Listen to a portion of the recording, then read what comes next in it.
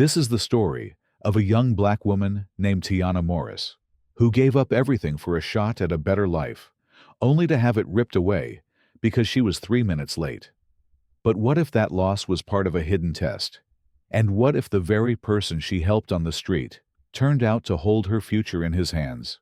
What happened in the rain that morning would challenge everything she believed about ambition, dignity, and the kind of courage that changes lives forever. 3 minutes late. Then you don't deserve to be here. That's what she heard later. But at 6:12 a.m., all Tiana Morris could think about was not missing the train.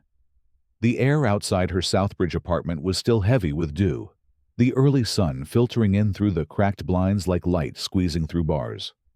She sat on the edge of her mattress, still in her robe, rereading the note her mother had slipped into her coat pocket the night before. It was written in shaky cursive. "No matter what happens today, you're already the strongest woman I know." Tiana breathed it in like armor. She was 26, a Magna cum laude economics graduate from Roosevelt University, and the daughter of a retired preschool teacher who'd cleaned houses for extra income. They lived in the same building where Tiana had grown up, the kind with water stains in the stairwell and a security buzzer that never worked. But today could change all of that.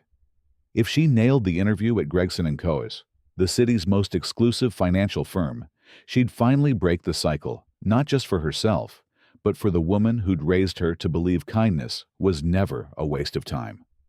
Her heels clicked down the hallway, like the beginning of a symphony echoing against the chipped tiles. Tiana's navy suit had been pressed the night before, laid out on a wire hanger over the bathroom door. It wasn't new, but it was clean-tailored, and most importantly, it was hers.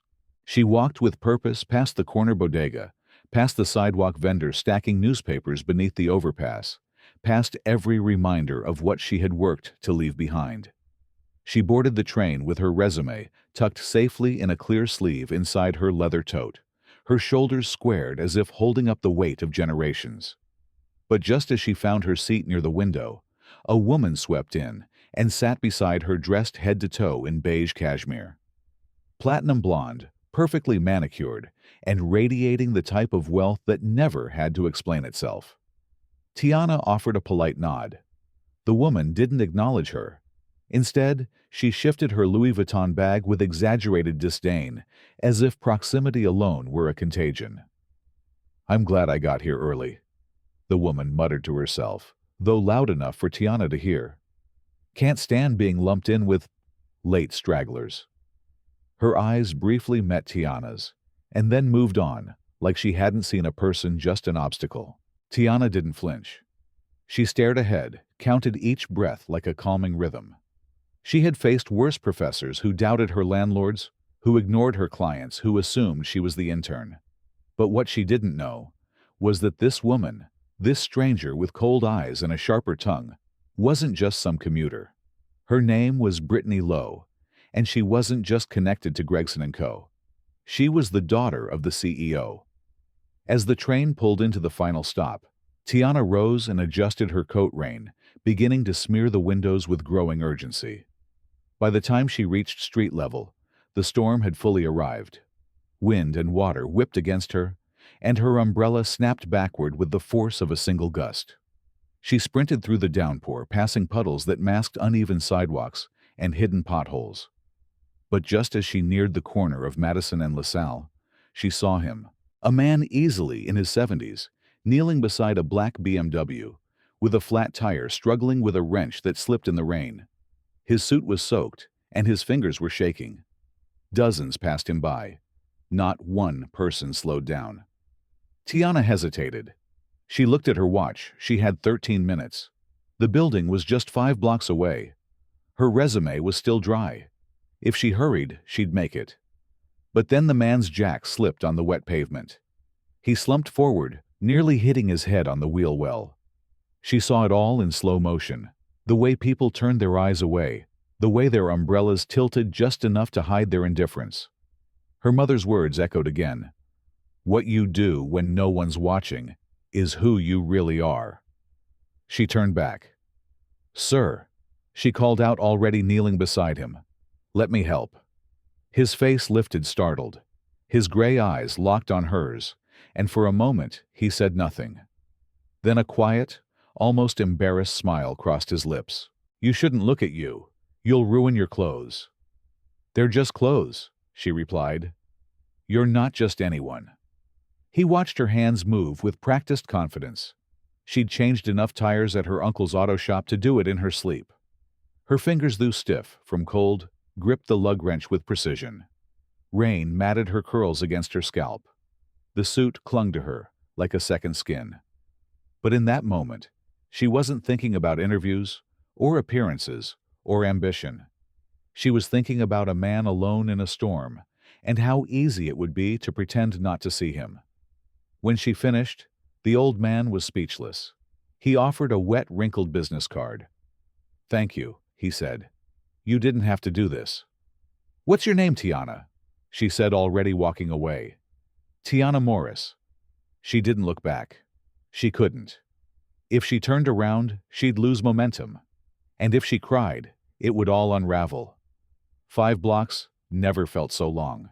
And as she pushed open the door to the building, dripping breathless, a full 5 minutes late, she had no idea that the man she had just helped was Charles Gregson. And worse, the woman from the train had arrived before her, and she was already waiting. Brittany Lowe stood behind the gleaming reception desk, her beige suit, immaculate, her phone already in hand, tapping an email as if sealing someone's fate. When Tiana burst through the doors of Gregson Co, soaked to the bone, and clutching her warped folder of resumes, Brittany didn't even look up until the muddy heels squeaked on the pristine marble floor. Slowly, deliberately, she raised her head. "You must be Tiana Morris," she said, her voice smooth and low with the kind of polite venom sharpened through years of inherited power. "You're late." Tiana stood there, chest rising and falling raindrops trailing down her face like quiet accusations. "Yes, ma'am. I had an emergency. I'm not the one you have to explain it to," Brittany cut in, folding her arms. "But unfortunately, our hiring committee doesn't meet with candidates who don't respect the schedule. Our company policy is quite clear." Tiana blinked. The words didn't sting, they stunned. She glanced at the clock above the lobby entrance. 9:07. 7 minutes.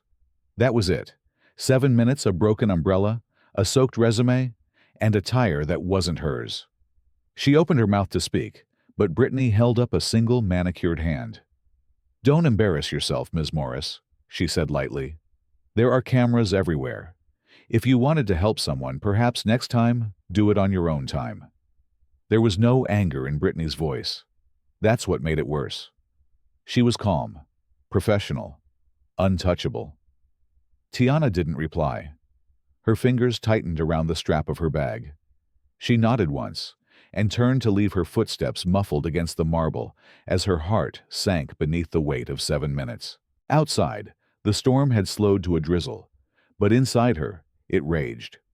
She walked without direction past the revolving doors down the sidewalk, unsure where to go, but knowing she couldn't stay. Not here. Not in a building that judged her worth by a clock, and not her choices. She made it halfway down the block before the tears started, not dramatic, gasping sobs. Just silent, steady drops that slid into the collar of her blouse and joined the rain still dripping from her hair.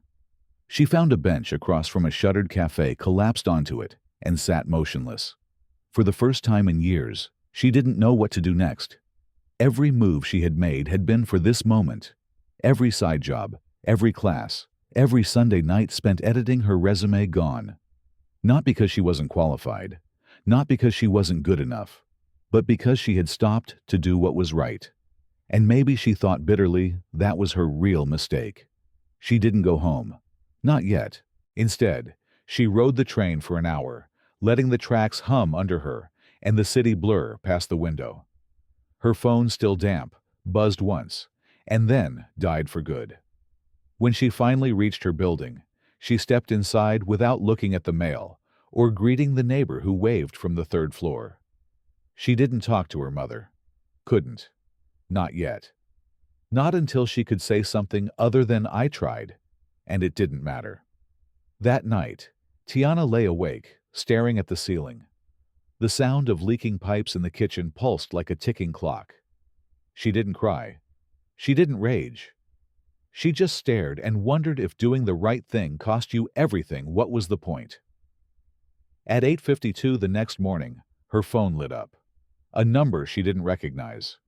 She almost let it go to voicemail, but something in her chest stirred a quiet pull. She answered. "Miss Morris," a woman's voice said. Clear, warm, professional. "This is Lauren Hale, assistant to Mr. Charles Gregson. He'd like to meet with you privately today at 2:00 p.m. in his personal office." Tiana froze. Her fingers tightened around the phone. Sorry, did you say Charles Gregson?" "Yes. He asked for you specifically. Said he had something important to discuss. Will you be available?" Tiana didn't reply right away. Her eyes scanned the apartment. Her soaked suit still hung by the window. Her resume was curled and stained on the table. The memory of yesterday, the humiliation, the helplessness, the quiet dignity of walking away rushed back all at once. But this wasn't over. Not yet. "I'll be there," she said finally, her voice calm but certain. "Thank you." And when she hung up, she didn't cry. She didn't celebrate. She walked to her closet and pulled out the same navy suit. She would press it again. She would rewrite her resume. But she wouldn't change her story. This time, she wasn't walking into Gregson Co. for a second chance. She was walking in for the truth. Tiana stood in front of the mirror, smoothing the lapel of her freshly pressed navy blazer. It was the same suit, but it didn't feel like the same woman wearing it. Yesterday, she had walked into Gregson Co. hoping for an opportunity. Today, she was walking in, knowing she had earned something deeper, an audience, a truth, a reason, and maybe, just maybe, an answer to the question that had haunted her since she walked away in the rain. Why her? She stepped into the midday sun, letting it warm her face. The clouds had finally cleared, but the city was still slick from yesterday's storm sidewalks. Glistening leaves stuck to curbs, the air, holding that strange clarity that only comes after something chaotic has passed. Just like her. She arrived 15 minutes early, not out of fear this time, but out of resolve. The same revolving doors that had once swallowed her whole now seemed to part without resistance. Inside the lobby had changed not physically, but in energy. The receptionist's desk was manned by a new face, a young man who greeted her with a professional nod. "You're Miss Morris, right this way. Mr. Gregson is expecting you." Tiana stepped into the executive elevator, her hands clasped lightly in front of her. As the numbers ascended, 20, 38, 56, she thought about her mother. What you do when no one's watching. And how ironic it was that someone had been watching. The man with the flat tire. The doors opened to a hallway so quiet, so polished it almost felt surreal. A woman with auburn hair and a pearl bracelet stood waiting near a mahogany door. "Miss Morris," she said, her tone warm. "I'm Lauren. It's a pleasure to meet you. Mr. Gregson is ready for you." Lauren opened the door, and Tiana stepped into an office unlike anything she'd ever seen. It wasn't grand in the way she'd expected. It was restrained, understated. Floor-to-ceiling windows framed the skyline. A deep green armchair sat beside a chessboard. Paintings, landscapes, not power portraits lined the walls. And there, at a dark walnut desk, stood the man from the rain. Charles Gregson was taller than she remembered. He wore no tie today, just a soft gray button-down rolled at the sleeves. His hair was swept back silver and meticulous. But it was his eyes that stopped her. They weren't tired like before. They were clear and locked on her with something between recognition and quiet pride. "Tiana," he said with a nod. "You came." "You called," she replied. He smiled faintly and gestured to the chair opposite his desk. "Please. I know this is unusual." Tiana sat, but kept her posture straight. "I'm not here for pity, Mr. Gregson." He leaned back, studying her carefully. "I didn't think you were. That's why I called." A pause hung in the air. Not uncomfortable, just honest. He let it sit before continuing. I wanted to meet you properly, not as a man stranded in the rain, but as someone responsible for the kind of place you walked into yesterday. Tiana's brow furrowed slightly. You run the company. You could have changed what happened. His expression didn't flinch. I did set the policy. No late interviews, no exceptions. But I also installed the cameras in that lobby myself. Not just for security, because I believe character shows in the smallest moments. She tilted her head. So, that was the interview. Gregson nodded. For you? Yes. 1,000 emotions surged in her at once. Confusion, anger, disbelief. But what rose to the surface was the same quiet force that had carried her through every setback. Clarity. That's manipulative, she said evenly. You let your gatekeeper humiliate me while you watched behind glass. Gregson didn't deny it. I did. And I understand if you're angry. But I needed to be sure that the person I met on the street was the same person under pressure. I've met 1,000 candidates with degrees. I've met maybe 10 with real judgment. Tiana's voice was calm but firm. Kindness isn't a test. It's not something you measure for your convenience. Silence fell again. Then, Gregson spoke softer. I agree. That's why I'm here today. To offer you something more meaningful than an analyst job. She blinked. Excuse me. He stood and walked toward the window.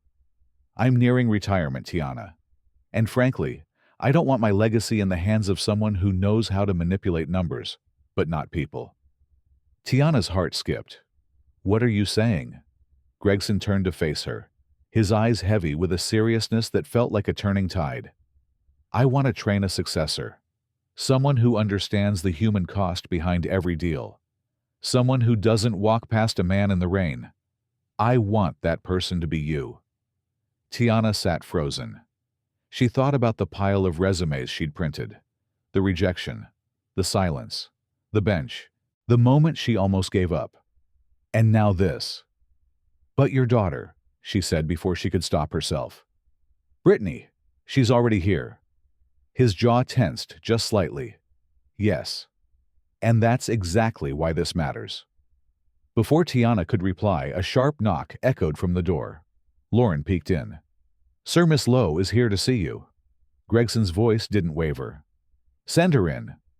Tiana didn't know it yet, but the next 5 minutes would change everything again.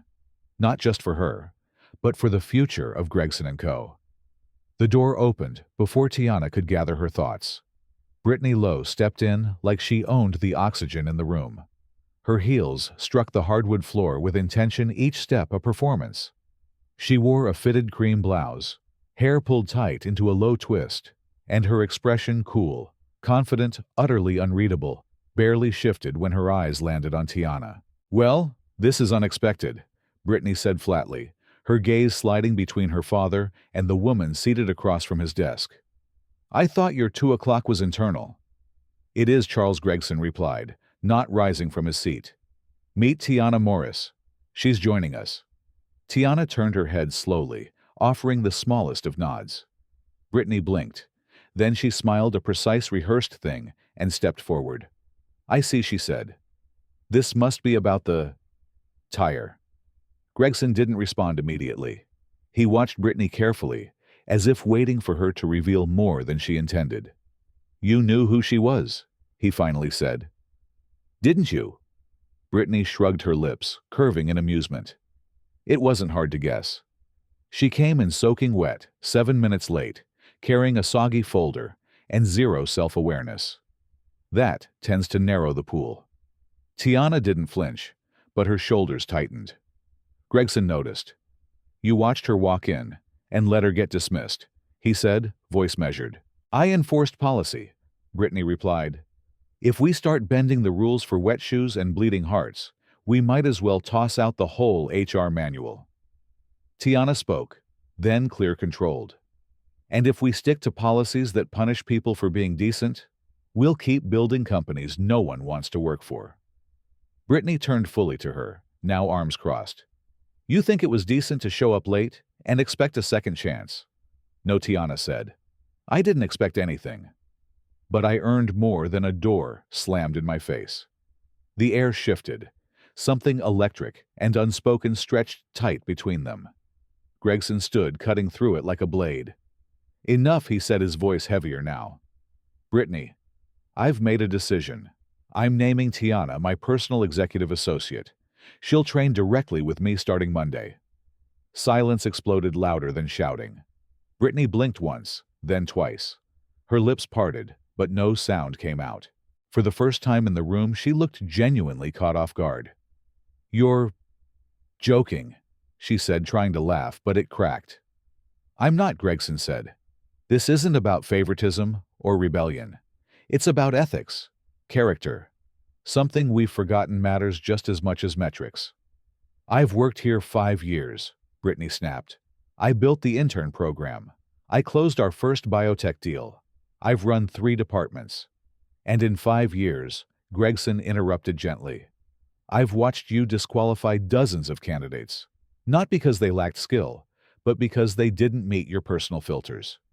You've modeled excellence in numbers, but not in people. Tiana sat perfectly still, her hands folded in her lap, watching a legacy unravel in real time. Brittany stepped back. Her voice dropped. So that's it. You choose her. A girl who fixed a tire in the rain. I choose the future of this company, Gregson said. And if that means realigning its values starting today, then yes, I choose her. There was a long pause. Brittany inhaled sharply, turned on her heel, and walked out of the office without another word. The door clicked behind her like a final punctuation. Gregson exhaled and looked back at Tiana. I'm sorry you had to see that, but I won't hide what this company's become and what I intend to change. Tiana met his eyes steady. You know this puts a target on my back, right? He nodded. I do. But I also know you can handle it. I didn't choose you because I felt guilty, Tiana. I chose you because you didn't let the system define you, even when it tried. She didn't respond right away. Her chest rose slowly. The air was thick with tension, but also something else: relief. Belief. Resolve. When do I start? She asked. Gregson smiled. Monday. And bring your ideas. We're going to rewrite more than policy. Tiana stood, shook his hand, and walked to the window.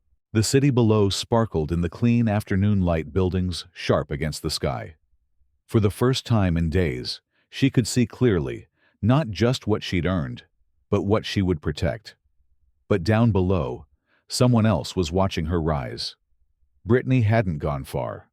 From the shadows of the corridor, she watched through the glass wall, lips, pressed thin phone already buzzing in her hand. Because while one story was beginning, another wasn't quite over. Brittany's heels echoed like a countdown down the corridor as she exited the executive floor, her expression blank, but her eyes burning. She didn't storm off, not yet.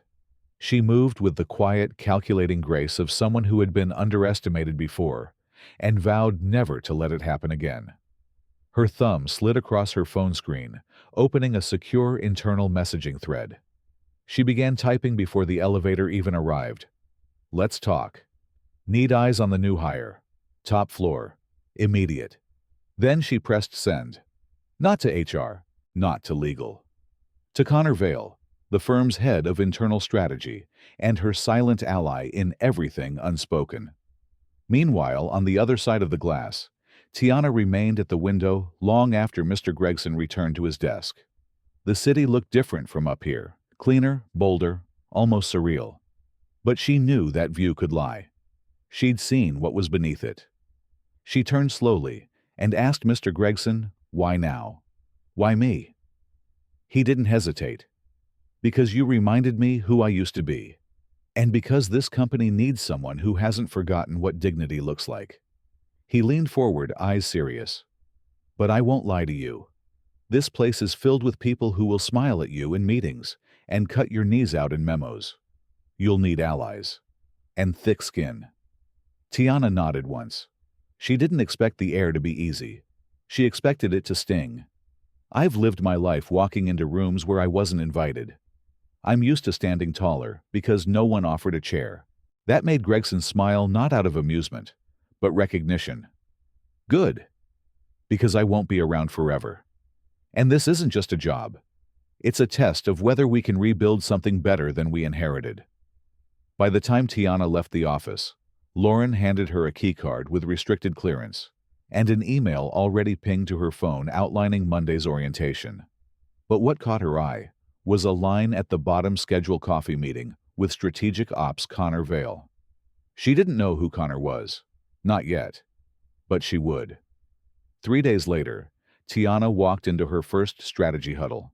12 executives, 1 agenda, and 1 chair left next to Brittany. The room was too quiet. Connor Vale stood at the head of the glass table, sleeves rolled, voice sharp. Everyone meet our newest addition, Tiana Morris. She'll be working directly with Mr. Gregson. He gestured toward the seat beside Brittany, who didn't flinch. Tiana sat not out of politeness, but precision. She placed her leather notebook flat on the table, opened it slowly, and looked up just in time to catch Brittany passing her a white folded note beneath the lip of the glass. Don't get too comfortable. This place eats good intentions. Tiana read it once, folded it again, and slid it into her blazer. Then she raised her hand. Before we begin, I'd like to ask something, she said. How many of you believe Gregson Co. has a character problem? The room shifted. A few people exchanged glances. Some leaned back. Brittany's lips pressed into a thin, cold line. Connor arched a brow. That's a bold question, Miss Morris. Tiana nodded. So was giving me this seat. Silence. Then slowly, one hand rose across the table. Then another. Tiana didn't smile. She wrote one word in her notebook: truth. Underlined it. Closed the cover. Later that day, after the meeting dispersed, and Brittany vanished like smoke, Connor approached her near the glass railing overlooking the mezzanine. You're not what I expected, he said. Good, Tiana replied. Because I'm not here to play expected. He paused. Gregson trusts you. And you don't? I don't trust anyone yet, Connor said. But I do watch carefully. And for what it's worth, your question today, that took guts. Guts won't protect me, Tiana said. But clarity might. He nodded, slowly walked off. Tiana stayed there, heart steady. The elevator chimed behind her. She didn't turn around until a voice spoke quietly near her shoulder. You may think you won today. Brittany whispered low enough that no one else would hear. But Gregson's protection has a shelf life. Tiana faced her without blinking. So does fear. And I stopped using it a long time ago. And for the first time, Brittany didn't answer. Because deep down, even she knew. Something had shifted. And this time, it wasn't in her favor. Brittany didn't respond. She simply walked away, heels clicking, jaw clenched, leaving behind the kind of silence that only happens when someone realizes their grip is slipping. But Tiana didn't move. Not right away. She stood at that mezzanine railing for another full minute, not to bask in victory, but to anchor herself in the reality of what had just shifted. The first real confrontation was over, and she hadn't flinched. But she also knew it wouldn't be the last. That night, Tiana returned to her Southbridge apartment feeling different. Not triumphant, something deeper. A strange mixture of weariness and clarity, like someone who had just climbed a rung higher, only to realize the ladder was longer, steeper, and slicker than anyone said. She stepped out of her heels, dropped her tote on the small kitchen table, and opened the fridge. Empty again. She smiled at the metaphor. This job might open new doors, but the groceries still had to wait until Friday's deposit. She sat at the table and reopened her notebook. On the first page, under the word truth, she added a second line: watch the ones who whisper in elevators. 2 days later, Gregson summoned her to his office. No formal meeting, just a text. Got something you should see. Come up. When she arrived, he was already standing by the window, hands in his pockets, a tablet in his hand. Without a word, he handed it to her. The video was silent, internal security footage. Time-stamped the day of her rain-soaked interview. The angle was wide lobby entrance, front desk, revolving doors. Brittany standing behind the counter, phone in hand. Tiana entering soaked, winded. Then Brittany watching, texting, smirking. "She never even checked your name on the list," Gregson said quietly. "Didn't log your arrival. She made the decision before you spoke." Tiana stared at the screen, not shocked, but validated. "You knew this already, I suspected," he said. "But I had to be sure before I made my next move." She looked at him. "And what move is that?" He walked back to his desk, tapped the corner of a thick folder. "She's under internal ethics review. Connor's collecting statements. But I didn't bring you here to drag her through the mud." "Then why?" "Because I need you to decide what kind of leader you're going to be," he said, locking eyes with her. "We don't fix the culture by humiliating people. We fix it by changing what gets rewarded. I'm giving you the option. File a formal complaint, and it triggers disciplinary measures. Or let it go, and we deal with it quietly through restructuring." Tiana exhaled slowly. This was the kind of test no resume could prepare her for. "So you're asking me if I want revenge?" "No," Gregson said. "I'm asking if you want transformation or retribution. Both have a cost." Tiana didn't answer right away. Instead, she turned back toward the window, her reflection layered over the skyline. Her mother's voice came back, not just the words, but the tone. Steady, patient. Never confuse justice with retaliation. One heals, the other spreads. She looked back at Gregson. "Let me talk to her. Alone." He blinked. "That's not what I expected." "I know," she said. "But it's the only way I'll know if this company can change from the inside." That afternoon, Tiana found Brittany alone in the executive lounge. She was pouring tea, flipping through documents with the distracted speed of someone trying not to think too hard. "You have 5 minutes," Brittany said without looking up. "After that, I'm late for strategic ops." Tiana sat across from her. "I saw the video." Brittany's hand paused over the teacup. Then she dropped the spoon gently and looked up. "So that's what this is." "I'm not here to corner you," Tiana said. "I'm here to offer you something." A laugh, sharp, hollow. "Let me guess." "Grace." "No," Tiana replied. "Truth. You don't have to like me. But you do have to recognize what this company's become. And you helped build it. You've earned your seat, Brittany. But now you have a choice. Will you defend a broken system, or fix it from the inside with me?" Brittany stared at her for a long time. Not defensive, just searching. And for a split second, something cracked in her posture. "What if I don't believe it can change?" "Then get out of the way," Tiana said gently. "Because some of us still do." The clock on the wall ticked louder than before. Brittany straightened her jacket, and didn't say anything for a moment. Then quietly, "I'll think about it." As she walked away, Tiana didn't feel victorious. She felt something better, free. The storm that had started with a flat tire was shifting again. And somewhere inside this glass fortress, a door had opened just wide enough for a new kind of leadership to walk through.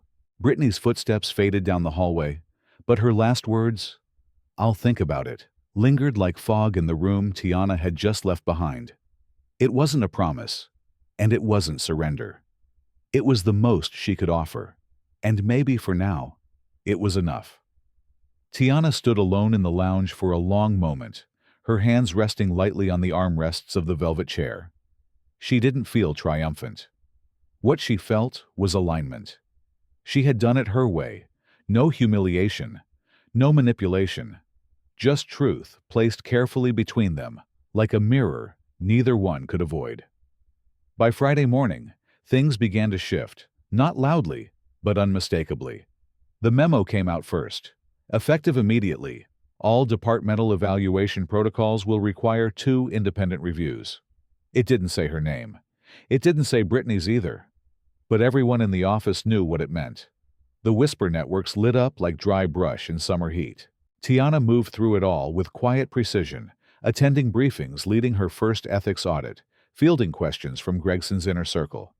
The company, once built on unspoken power hierarchies, was learning how to pause before assuming, how to question systems that had never been questioned before.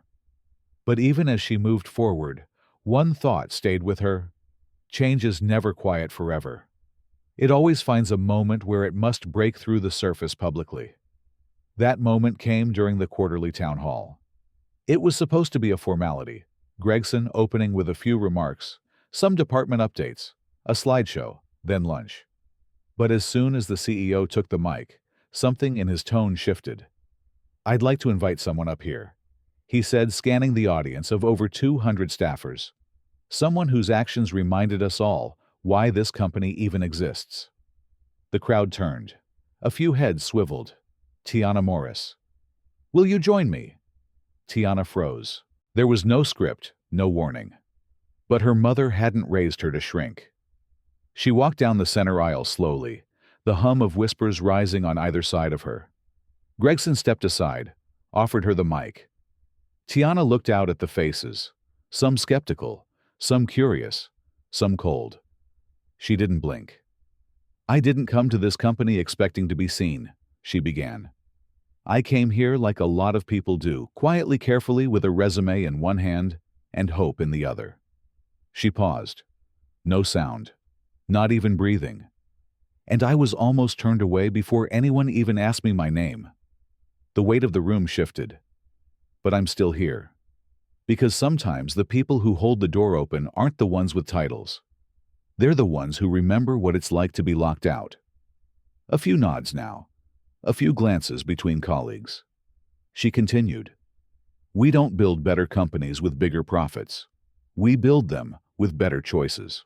That starts with seeing each other not just roles or suits or zip codes, but the person, the character, the truth." When she stepped back from the mic, Gregson looked at her with something almost like reverence. The applause started slowly, then grew, then swelled. Not thunderous, but grounded, sincere. Later that day, Gregson pulled her aside. "You know you just started a fire, right?" "I didn't start it," Tiana said. "I just refused to pretend it wasn't already burning." By Monday, the inboxes of every department head were flooded with feedback. Staff began submitting anonymous accounts of overlooked resumes, microaggressions policies that punished rather than empowered. Brittany herself sent a memo, short, direct, requesting reassignment to lead the new internal equity task force. "I'd like to help fix what I once ignored." Tiana read it 3 times before replying, "Approved." "I'm glad you're staying." The storm that had started with a flat tire had become something else entirely. Not a rescue, not a revolt, a recalibration. And as Tiana walked past the front desk on her way out that evening, she saw a young woman, nervous, clinging to a resume like it was a life preserver. Tiana smiled, walked over, and asked, "First interview?" The girl nodded. "Yeah, I got caught in the rain." Tiana held out her hand. "You're right on time. Because now, that door, it stays open."